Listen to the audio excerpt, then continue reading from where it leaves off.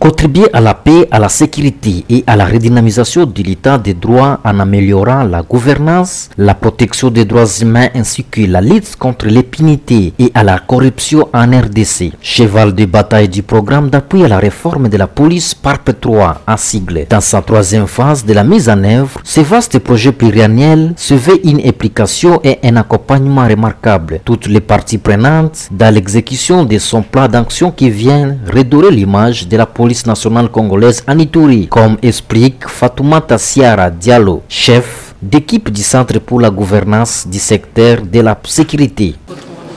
Donc l'objectif était double.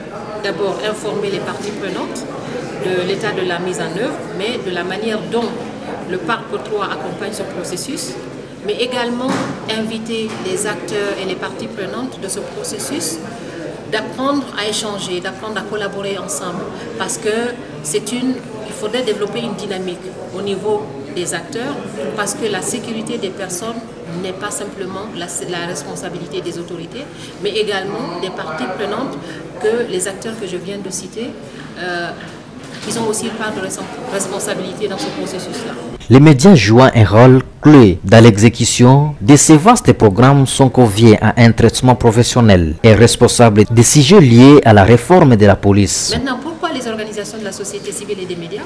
C'est parce qu'également les organisations de la société civile et des médias, d'une part, représentent les populations, les communautés, donc peuvent parler au nom des communautés. Donc, ces acteurs ont une responsabilité d'information, informer les populations de manière responsable sur le processus de la réforme, mais également une part de responsabilité d'engager un plaidoyer, mais aussi d'engager la redevabilité des acteurs de sécurité. Donc, ils peuvent demander des comptes par rapport à l'état de mise en œuvre de la réforme, par rapport à la responsabilité de la police, par rapport à la professionnalisation de la police. Donc voilà, sans aller trop dans les détails, certains des points que nous avons abordés durant cet atelier. Le programme d'appui à la réforme de la police est mis en œuvre par les consortiums dirigés par l'Agence belge de développement et comprenant des zones G Congita et le Centre pour la gouvernance du secteur de la sécurité Genève sous le financement de l'Union européenne avec un budget de plus de 19 millions d'euros. Notons que c'est le commissaire provincial de la PNC Ituri, le commissaire divisionnaire Ngoy Sengilo Akio, qui a ouvert cette activité.